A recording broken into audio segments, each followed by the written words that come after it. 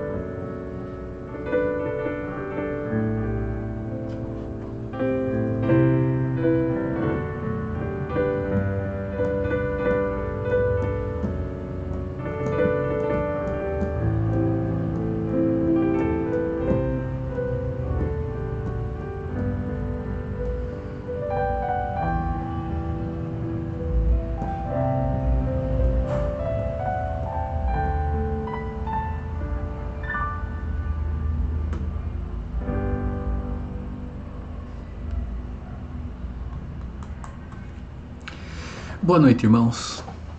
Nós entramos já no mês de dezembro.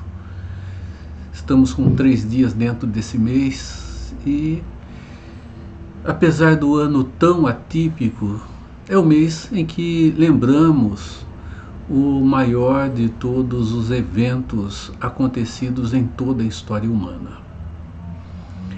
Martinho Lutero, comentando Hebreus 4:4, ele diz que a história chega ao seu ápice quando acontece a encarnação do Verbo. E dezembro nos lembra isso. Lembramos do menino da manjedoura, lembramos de toda a história que envolve o momento em que Jesus nasceu, mas acima de tudo, quando as Escrituras afirmam que o nosso Redentor está presente agora, o Emanuel, nós vemos o fim da história da redenção tendo o seu início.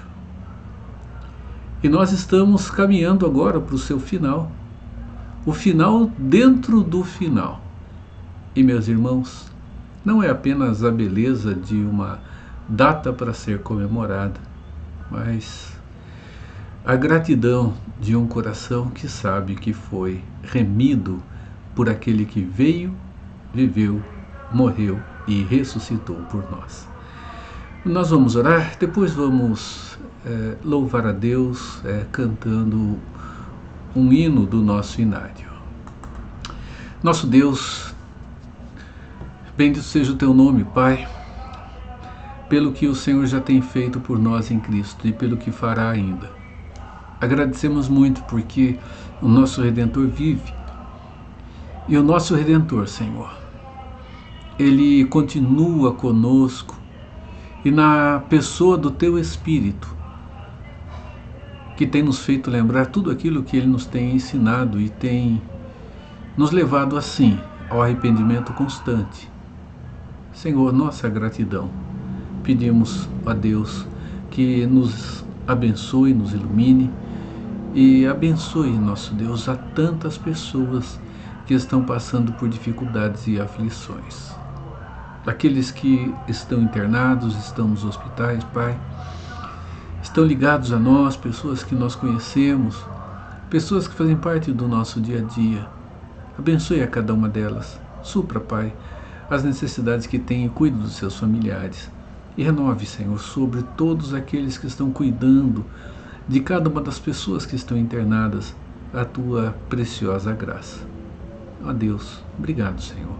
Agradecemos e pedimos que ilumine-nos no estudo da tua palavra nesta noite, em nome de Jesus. Amém, Pai. Meus irmãos, hino 247 do nosso inário, Estrela Cintilante.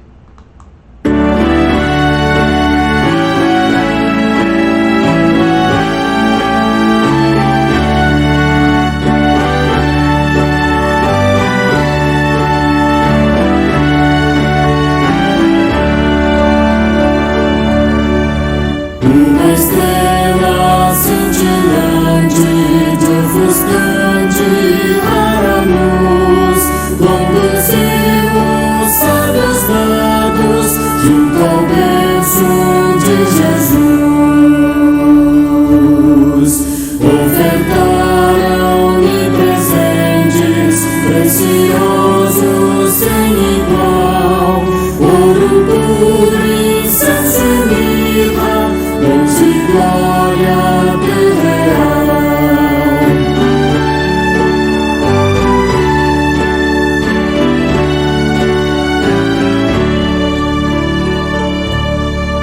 Nós também agradecemos ao Senhor o seu amor, por nos dar seu Filho amado, Cristo nosso Redentor.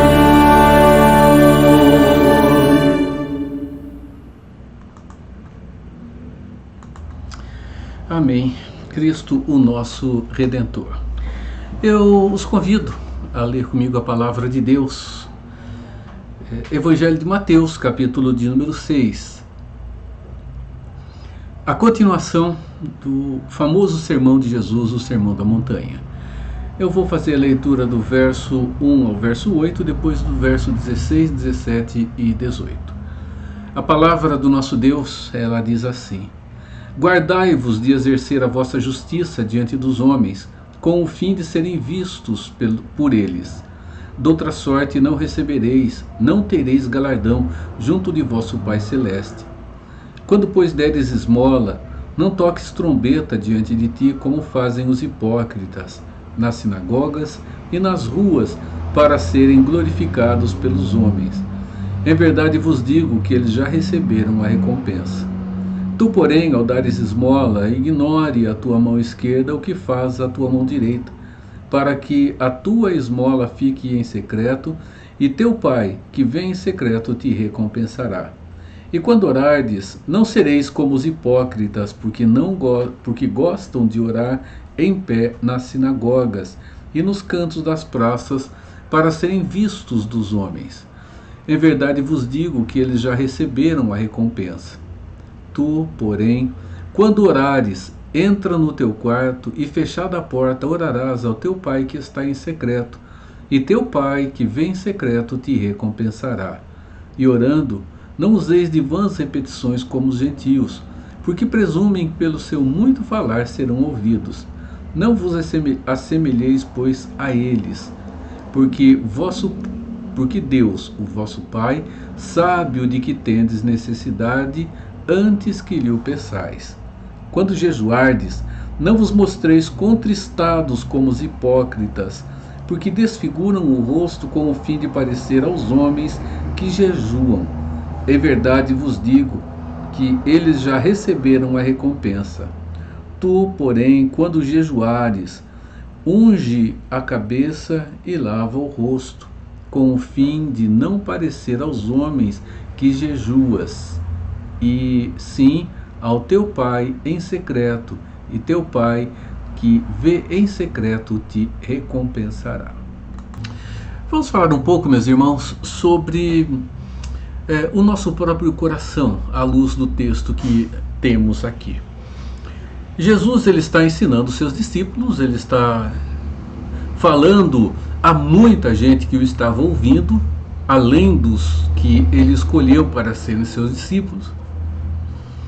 E depois de falar sobre a maneira como deveriam estar vivendo e se relacionando, Jesus ele passa a ensiná-los em um contraste muito forte com a religião da sua época, para com aquilo que as pessoas estavam vivendo dentro da vida que eles entendiam ser uma vida com Deus. O texto que temos, eu vou nomear da seguinte forma o assunto que aqui está. Sincero coração. Desta forma que nós encontramos alguns escritores envolvendo o entendimento sobre ele, né? Sobre Mateus capítulo 6, do verso 1 a 18. O texto está dividido em duas partes.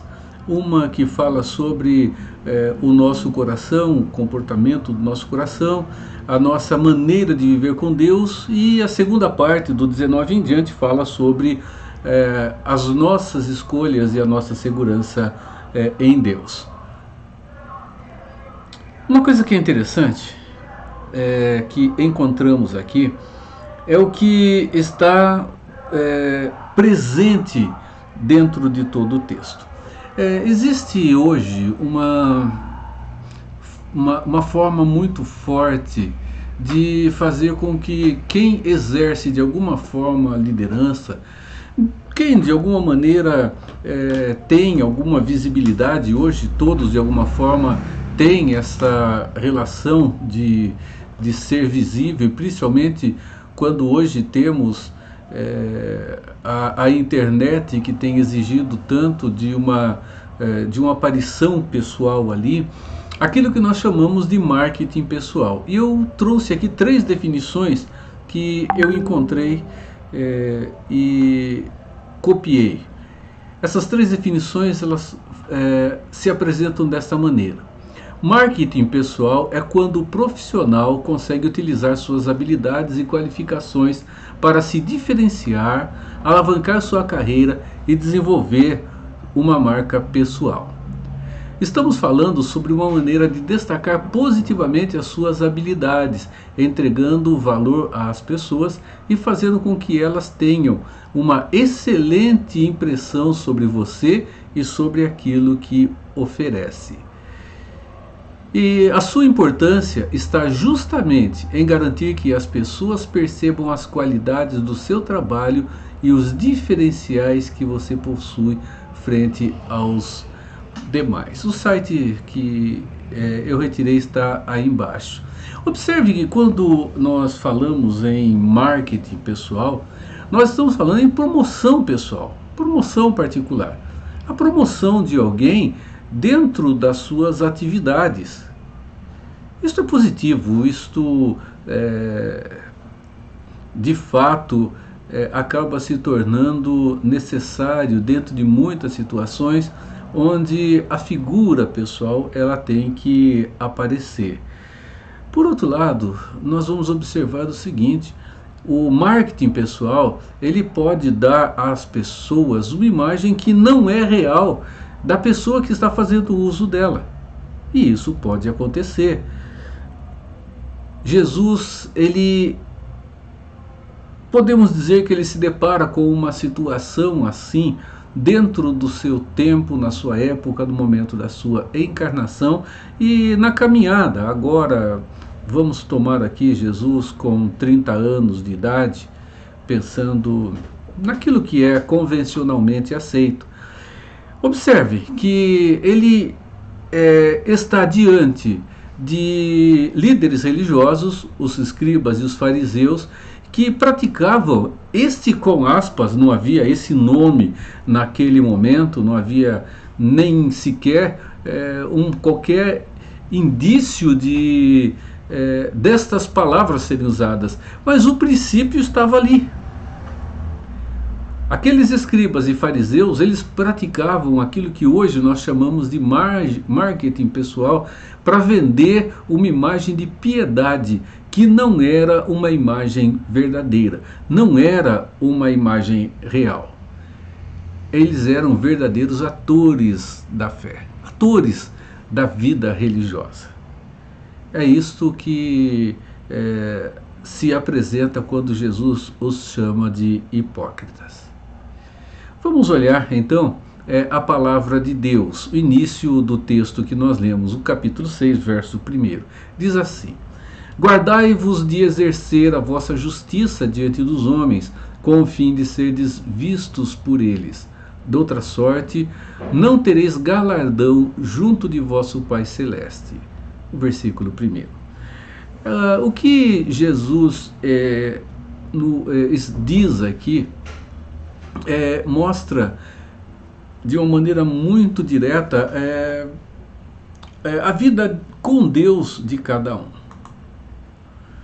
Quando ele fala sobre exercer justiça, segundo o texto que nós lemos agora há pouco, ele está apontando diretamente, meus irmãos, para uma vida de piedade, para uma vida de fato com Deus, ou a maneira que cada um deve viver com o Senhor. Desta maneira, ele apresenta esse texto. E é assim que, inicialmente, nós devemos entender o que a palavra de Deus nos diz aqui. Guardai-vos de exercer a vossa justiça diante dos homens, com o fim de serem vistos por ele.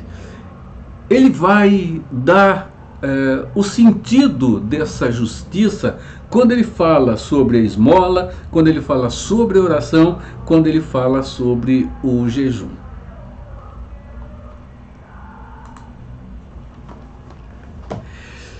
Ele anuncia o princípio geral que governa a vida religiosa de um crente. Martin Lloyd-Jones diz isto fazendo um comentário desse verso. Jesus está anunciando o princípio geral que governa a vida religiosa de cada pessoa, de cada um de nós, de cada crente em Cristo Jesus. E ele está apresentando aqui o princípio geral que vai reger a nossa vida. Jesus, ele continua aqui a sua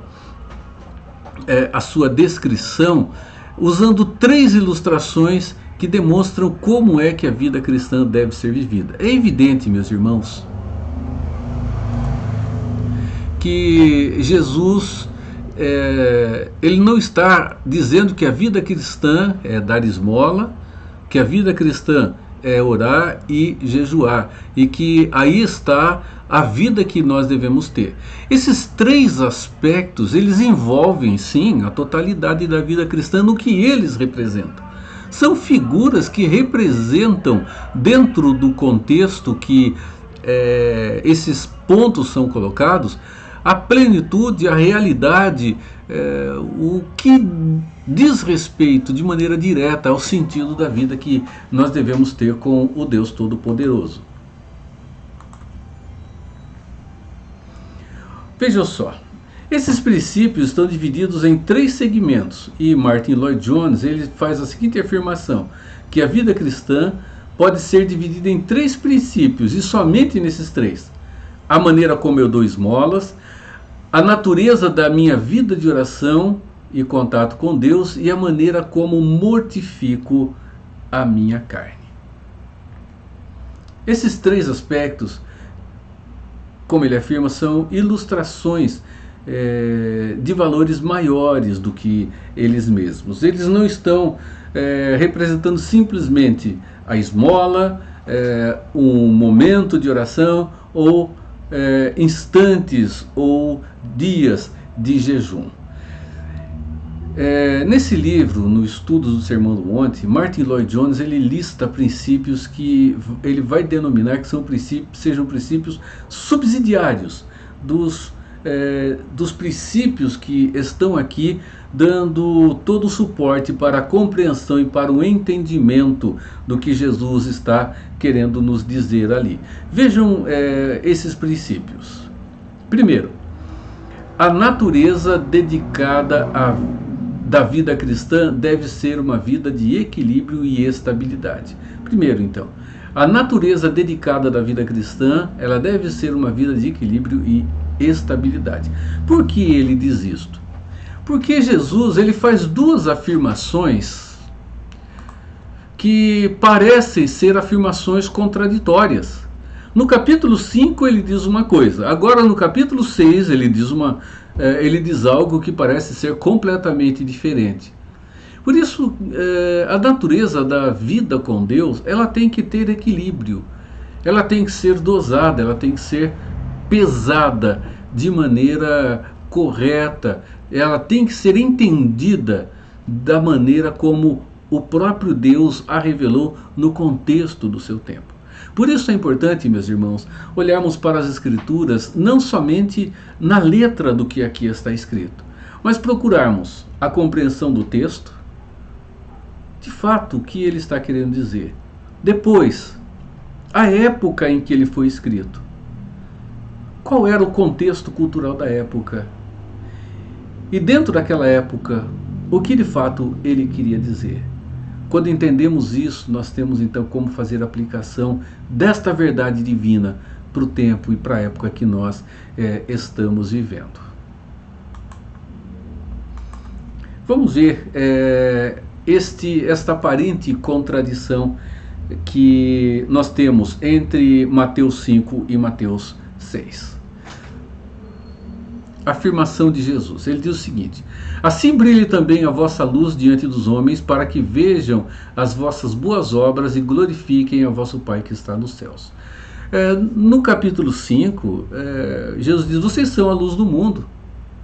Vocês precisam brilhar onde Deus os tem colocado.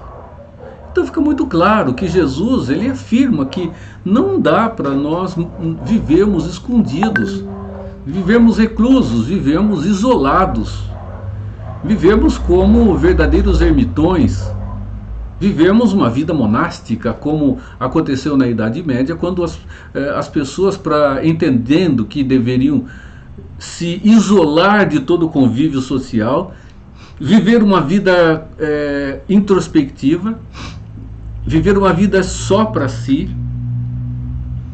viver uma vida de ajuda aos outros também, mas isolado do convívio social, tendo incursões ou momentos lá junto com a sociedade. Assim eles estariam vivendo uma vida de espiritualidade como precisavam viver para que crescessem diante do Senhor.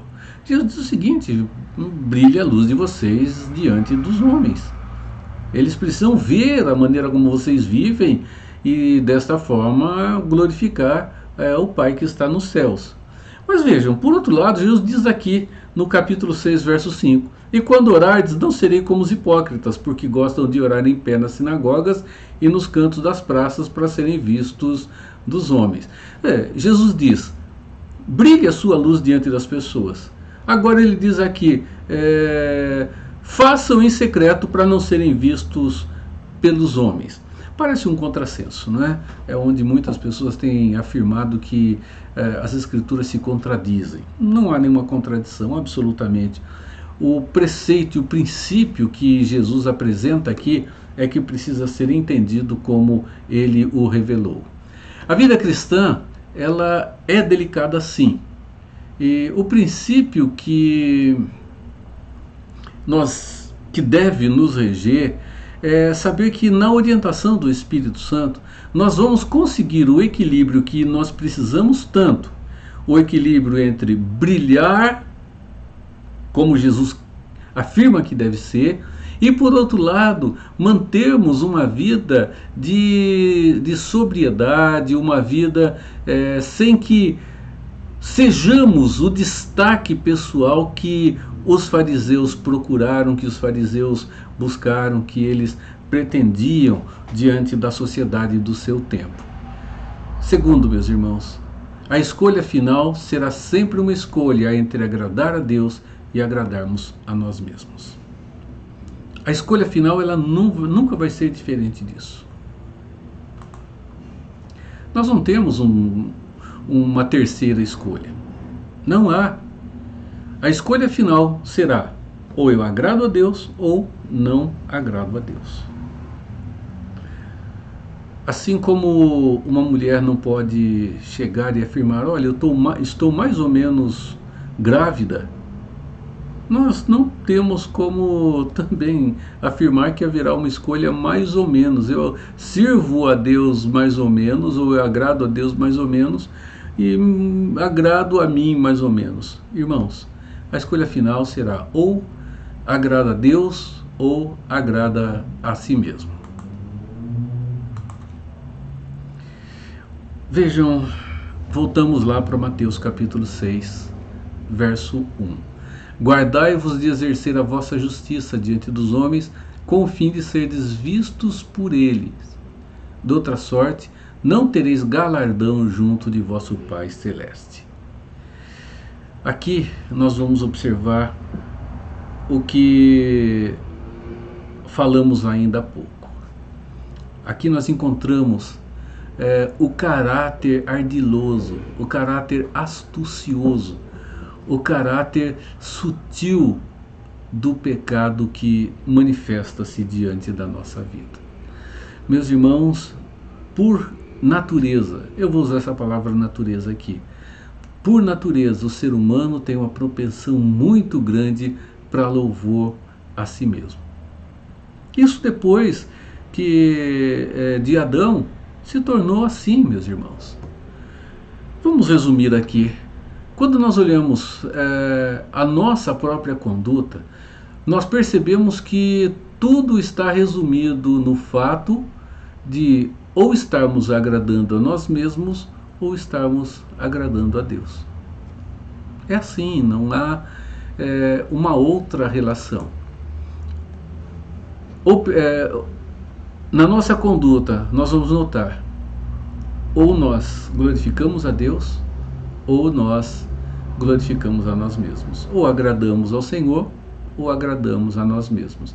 Se agradamos a nós mesmos, nós vamos ver aí, toda vez que fizermos isso, a astúcia do pecado se demonstrando diante de nós, e cada um de nós, quando cometemos este equívoco, nós pecamos, nós caímos diante da tentação que é colocada frente a frente conosco.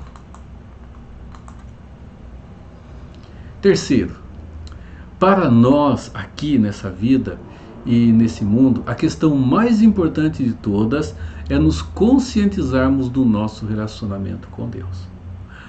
Para nós, aqui na nossa vida, meus irmãos, não há dúvida nenhuma que a grande questão é a de tomarmos a consciência da maneira como estamos nos relacionando com Deus. Eu tomei mais uma citação aqui de Martin Lloyd Jones. A causa dos nossos constantes fracassos tem a ver com o nosso relacionamento com Deus. Devemos conscientizar-nos de que o supremo objetivo do crente nesta vida deveria ser agradar a Deus e a Ele somente, agradando-o sempre em todas as coisas. Se esse for o nosso alvo, será impossível nós errarmos. Observem, irmãos, essas expressões. A causa dos nossos fracassos tem a ver com o nosso relacionamento com Deus. O nosso fracasso, ele está ligado diretamente à maneira como nós nos relacionamos com Deus. Não há dúvida disso. Nós deveríamos ter sim a consciência de que o objetivo daquele que conhece a Deus é o de agradar a Deus, somente a Deus. Agradá-lo em tudo aquilo que nós fazemos. Deveria ser assim. E Martin Lloyd Jones, ele diz o seguinte: se esse for o nosso alvo, será impossível nós errarmos. É evidente, não é? Nós não conseguiremos chegar à perfeição, mas se for esse o nosso alvo, haverá com certeza uma grande oportunidade, chance de não errarmos dentro das nossas escolhas, das nossas decisões, das nossas ações. Nos 3 princípios descritos por Jesus no texto, nós encontramos fundamento para essas verdades que até agora foram abordadas. Vamos vê-los. Primeiro, como se deve dar esmolas. Para o judeu, era profundamente importante dar esmolas. Dentro dos deveres religiosos, eles consideravam o mais sagrado. A gente vai para o Velho Testamento, vemos Levítico, Deuteronômio, e vemos textos dos profetas. Nós observamos como era importante para os judeus essa ação, o dar esmolas. E Jesus, ele afirma que alguém pode praticar ação correta, mas com motivação errada. O problema, vejam, não estava em dar esmola, meus irmãos. E aí voltamos ao que nós falamos ainda há pouco. A grande questão da nossa vida, ela não envolve só a realização. Não são somente os atos que fazem grande diferença. Absolutamente. Mas, meus irmãos, a ação pode estar plenamente correta, mas a motivação, ela pode estar completamente equivocada. E este se torna o grande problema que há em nossa vida. Porque nós temos a letra da lei, o espírito da lei e a motivação do coração para viver esses princípios e esses valores. O que nos motiva? Nós precisamos pensar nisso. Se o que nos motiva, de fato, é Deus, o agradá-lo, ou se a grande motivação é Deus, mas com a motivação de agradar a nós. Dessa forma não será como fim último o ser do próprio Deus. Dar esmolas, ofertar, significa ajudar as pessoas, dar essa ajuda aos necessitados. É fundamental, as Escrituras dizem assim. Qual é a forma correta? Realizar o que a Bíblia fala a cada um de nós. Temos que fazer. Devemos ajudar os outros, amar aos outros, devemos estar junto com os outros. Sim, a motivação é o que vai fazer diferença. Forma correta, o que a Bíblia diz. Motivação errada, serem glorificados ou vistos pelas pessoas. O que está no coração vale muito. A oração. Meus irmãos, qual de nós não vai concordar com a importância da oração? Os judeus, eles tinham o hábito de orar 3 vezes ao dia. Nós vamos encontrar Daniel fazendo isso, nós vemos o próprio livro dos Salmos nos mostrando essa prática da oração dos judeus. Eles oravam de manhã, eles oravam ao meio-dia e eles oravam no fim da tarde. Essa era a forma habitual que havia na prática da oração deles. Jesus, ele fala sobre a oração aqui. E Paulo, ele usa uma expressão mais contínua. Enquanto os judeus, eles oravam 3 vezes ao dia, Paulo, ele diz que nós devemos orar sem cessar. É evidente, não vamos passar o dia todo de joelho, o tempo inteiro, dia e noite. Ele mostra que a relação da oração, ela é uma relação constante. E há importância, sim, dos momentos em que oramos sozinhos, no momento em que oramos com pessoas junto de nós, os momentos em que oramos na comunidade. Há todos esses momentos. E todos eles, dentro da Escritura, são importantes. As Escrituras não somente ensinam a oração, mas elas destacam que a oração é a base para tudo aquilo que nós fazemos. Jesus, ele mostra isso. O apóstolo Paulo, Pedro, nós observamos as Escrituras nos direcionando para essas situações. Ela é a base. É na oração que nós encontramos, meus irmãos, a força para fazer aquilo que é necessário e fazer de forma correta.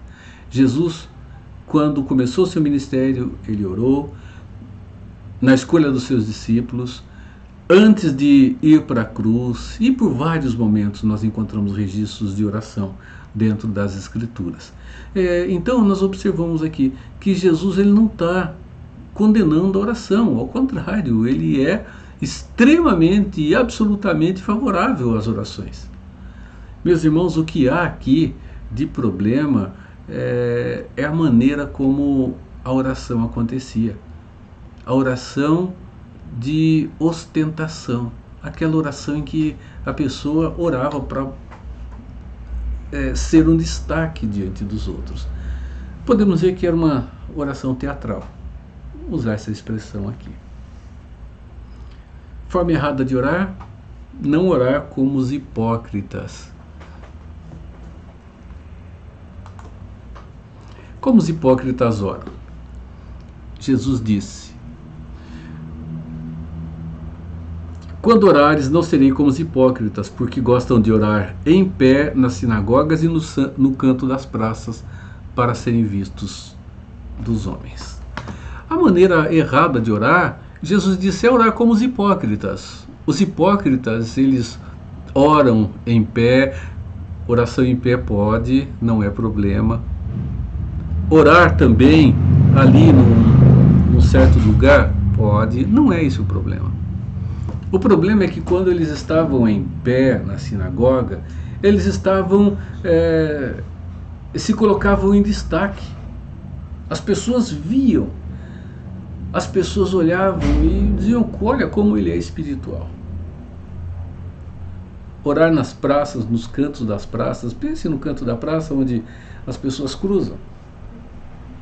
Local de grande circulação. Então nós observamos que o que Jesus ele condena aqui não é a oração absolutamente, mas a maneira e a intenção que vinha por trás dessas orações. Não era a maneira em si mesmo, meus irmãos. Algumas pessoas têm dito que para orar precisamos estar de joelhos. Outros afirmam que precisamos estar em pé para orar. Ter posição. Jesus ele nos diz que os grandes problemas não estão na forma de oração, mas no que está no coração que os motiva a fazer isso. Quando orardes, não sereis como essas pessoas. Forma correta, orar a Deus. E tu, porém, quando orares, entra no teu quarto e fechada a porta, orarás a teu Pai que está em secreto, e teu Pai que vem em secreto te recompensará. Aqui Jesus está fazendo um contraste entre a humildade e a simplicidade diante de Deus e a arrogância diante das pessoas querendo parecer espiritual. Jesus não está condenando a oração pública, não está condenando orar em pé. Jesus está condenando aqui a intenção do coração de orar em público e as pessoas, para que as pessoas vejam e as pessoas então julguem a espiritualidade que há naquelas pessoas ou em cada um de nós que fazemos assim. Irmãos, nós temos dois lados, né? Um deles, eu não vou ficar, eu fico em pé, eu vou orar em pé para que me vejam. A outra, eu não vou orar em pé para que não me vejam. Meus irmãos, se eu não orar em pé para que não me vejam e a motivação do meu coração estiver errada, diante do Senhor também haverá condenação. Jesus está condenando a maneira que se faz dentro e não do lado de fora. Os hipócritas faziam assim porque eles queriam ser vistos. A essência da oração cristã é buscar a Deus.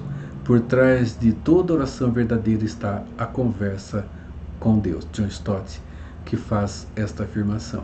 A essência da oração cristã é buscar a Deus.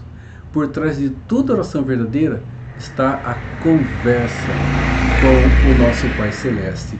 E Jesus ensina isso na oração que nós temos aqui, no texto que eu não fiz a leitura, que é bem conhecido de cada um de nós, que está do verso 9 ao verso de número 15, a oração dominical ou a oração do Pai Nosso. Sobre o jejum,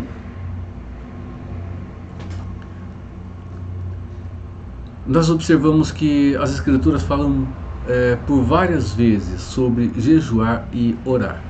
O jejum e oração parece um par que casam-se muito bem.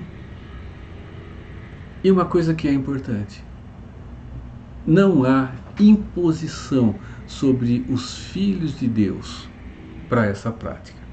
É uma disciplina espiritual, meus irmãos, ou é uma ação ou um exercício que se realiza diante de Deus com propósitos bem específicos. São propósitos que visam o relacionamento com Deus dentro de um fortalecimento pessoal da própria vida. Alguns exemplos: jejuar como uma forma de arrependimento por um pecado ou pelos pecados cometidos. Temos vários textos da palavra de Deus nos apontando para essa direção. Jejuar para enfrentar situações difíceis, enfrentar tragédias. Jejuar para buscar a direção de Deus para a tomada de decisão, como quando foram eleger oficiais. Temos alguns registros dentro da palavra de Deus. Jesus orou para ter força para realizar aquilo que deveria fazer, e ele jejuou se preparando para enfrentar uma terrível batalha no deserto. Aqui, dentro desse texto, o jejum se apresenta como uma expressão de humilhação. Vejam, irmãos, que dentro aqui das Escrituras, o jejum, ele não aparece como uma forma de fazer com que Deus, então, nos favoreça.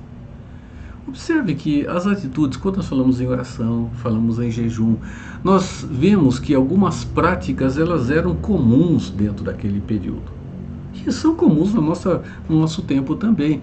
Jesus disse com relação à oração: quando orar, não seja como os gentios que acham que por repetir, vão conseguir convencer a Deus em fazer aquilo que se pede. Quando Jesus fala sobre insistir na oração, ele não está dizendo que nós devemos cansá-lo para que ele nos conceda alguma coisa, mas afirma que nós devemos ser perseverantes e continuar orando, mesmo que o que pedimos ainda não está diante de nós. É dizer a Deus: mesmo não tendo acontecido, eu continuo confiando no Senhor. Jejum não é barganha com Deus. Eu vou jejuar para conseguir, eu vou jejuar para obter. Observem nas Escrituras que o jejum tem a ver com o fortalecimento do coração, da vida com o próprio Deus, para enfrentar o dia a dia ou para enfrentar a si mesmo, como o caso de arrependimento por um pecado que sabe-se ter cometido. Forma errada.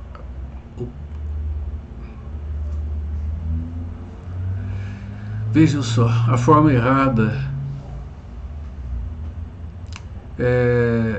eu coloquei orar, jejuar como aqueles fariseus que Jesus chama de hipócritas. Ele diz: não vos mostreis contristados como os hipócritas, porque desfiguram o rosto com o fim de parecer aos homens que jejuam. Toda disciplina espiritual ela deve ser praticada de uma forma em secreto diante de Deus. Não que as pessoas não precisem saber. Esse em secreto significa não mudar a forma para que as pessoas saibam o que está acontecendo.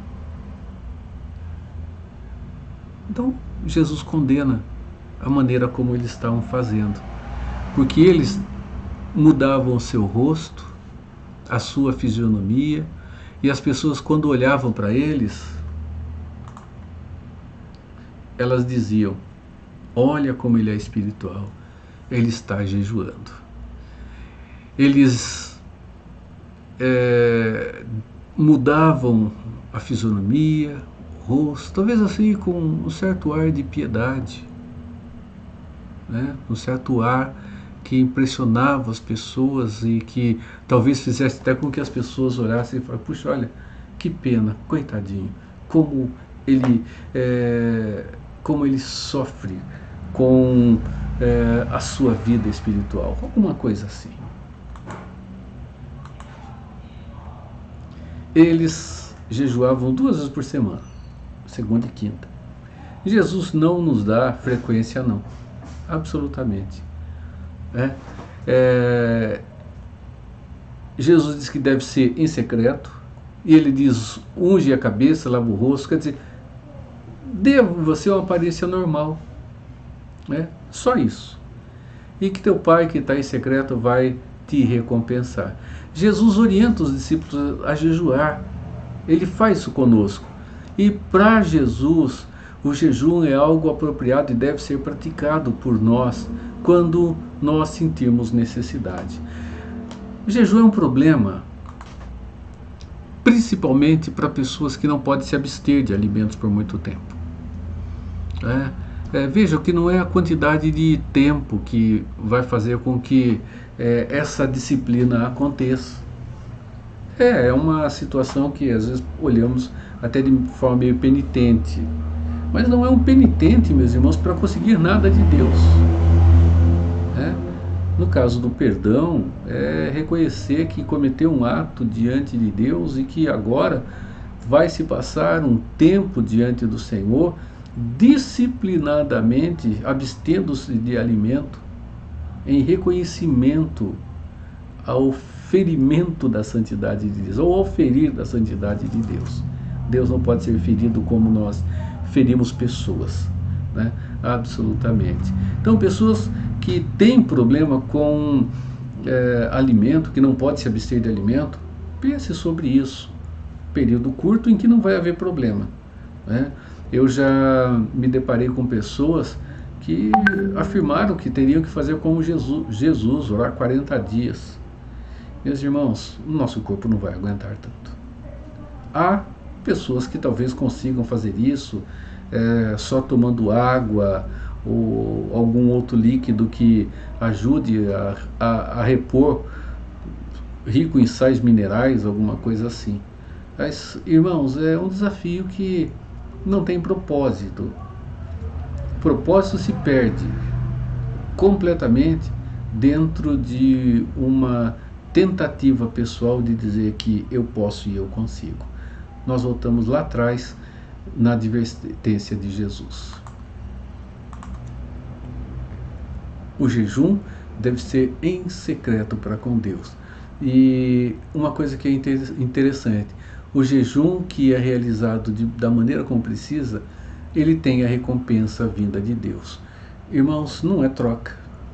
Mas de alguma forma as Escrituras dizem que Deus, ele reconhece os atos e as atitudes espirituais e ele manifesta a bênção para com a vida daqueles que as praticam. Vamos concluir então? A vida com Deus é uma vida de coração sincero, dentro de uma forma que Deus estabeleceu. Não é a maneira como nós fazemos ou estabelecemos. Não é uma estratégia de marketing religioso onde pessoalmente podemos realizar boas coisas, mas com motivação totalmente equivocada. Meus irmãos, a vida com Deus, ela envolve o nosso coração. E diz respeito a um sincero coração. Um sincero coração, não afirmando pessoalmente que eu estou fazendo, mas é de coração e é sincero.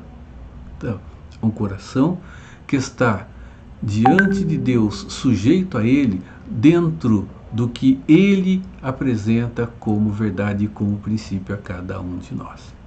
Nós devemos ter cuidado com essa expressão. Eu faço de coração. Bom, eu faço de coração. Mas coração em quem? É o que Jesus diz. O coração em Deus ou o coração em si mesmo? Fazemos de coração, mas podemos fazer de coração com o coração em nós mesmos. E como dissemos no início, nós só temos duas escolhas. Ou fazemos para a glória de Deus ou para a nossa glória, para o louvor a Deus ou para nosso louvor, para agradar a Deus ou para agradar a nós mesmos. Deus, meus irmãos, nos renove com o seu santo cuidado e que nos ensine que a vida com Deus, a vida com Ele, é uma vida de prática correta das nossas ações com as pessoas, atitude correta diante dele, a nossa oração e, meus irmãos, um mortificar da nossa própria vontade, da nossa própria carne, com o exemplo da abstinência que há aqui quando se fala do jejum. Quando estamos dispostos a matar dia a dia a nossa vontade em detrimento da vontade de Deus? Qual a nossa disposição em conversar com Deus dia a dia com intimidade? E qual é a nossa disposição em fazer o que precisa ser feito com a motivação correta? Deus abençoe-nos, Deus nos renove, Deus nos fortaleça em Cristo Jesus. Amém. Vamos para mais um momento diante do Senhor, louvando? E no 226, a história de Cristo.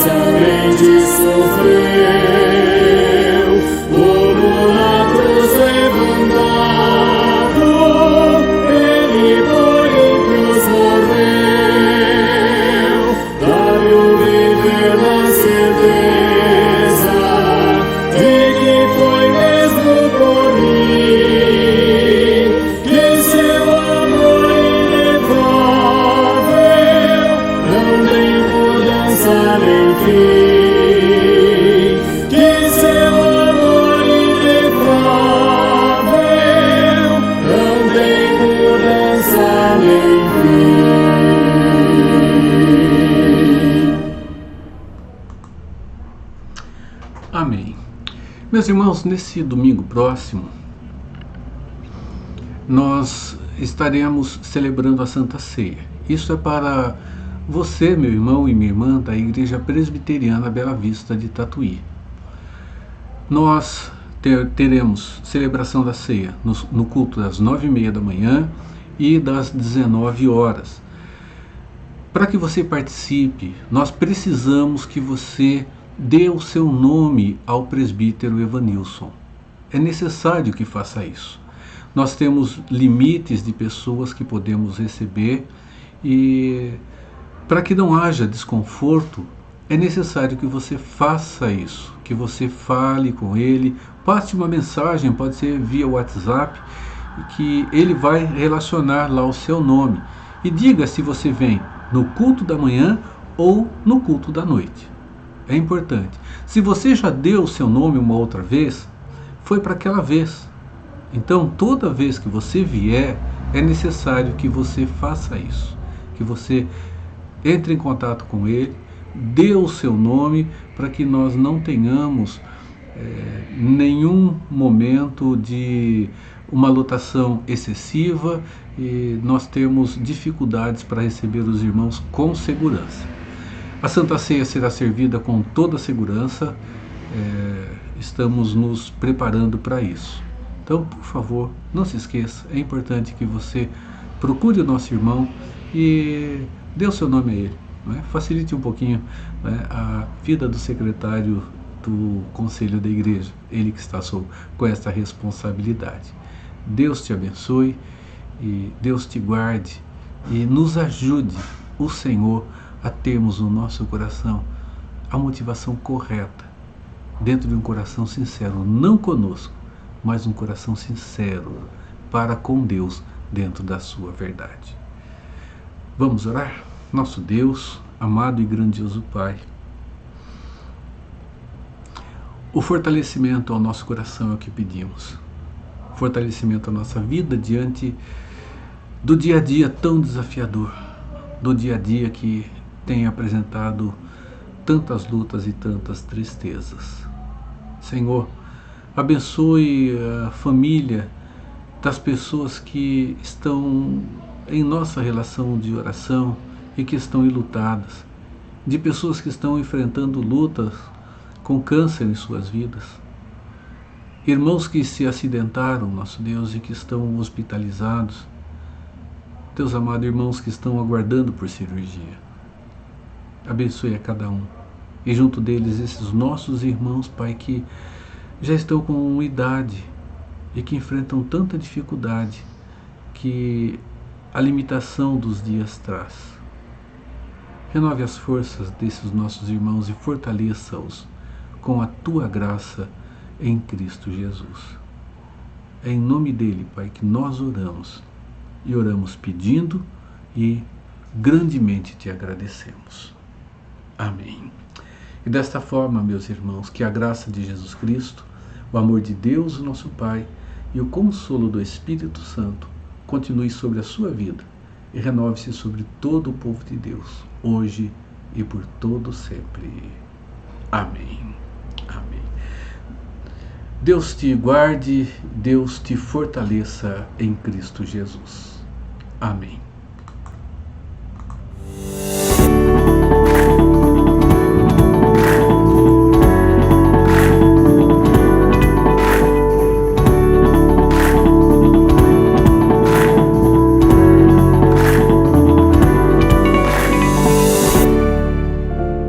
Todo aquele que o Pai me dá, esse virá a mim, e o que vem a mim, de modo nenhum, o lançarei fora. João 6:37. Quando uma empresa inicia um processo de seleção para o preenchimento de uma vaga, comumente solicita aos interessados o envio de um currículo com informações pessoais. Além dos dados iniciais, tais como nome, filiação, número de telefone e endereço, o recrutador deseja saber sobre as qualificações acadêmicas, experiência profissional e referências que possam recomendar o candidato. Comumente falando, será escolhido aquele que apresentar as melhores qualificações. No que tange à salvação, o critério para a escolha divina é o amor soberano do nosso Deus. A eleição realizada por Deus Pai na eternidade não foi baseada em qualquer merecimento ou performance do homem pecador. Os opositores do Senhor Jesus exigiam a realização de mais um milagre para que eles pudessem ser convencidos de que ele era o Messias. Jesus deixou claro que a incredulidade do homem não é vencida por milagres ou por argumentos. Somente Deus pode trazer um morto espiritual à vida. Somente Deus pode quebrantar um coração petrificado e libertar o homem dos seus pecados. Todo aquele que pelo Pai foi dado a Cristo reconhecerá alegremente ser Jesus seu único e bendito Salvador. Ele virá ao Filho porque foi amorosamente conduzido pelo Pai.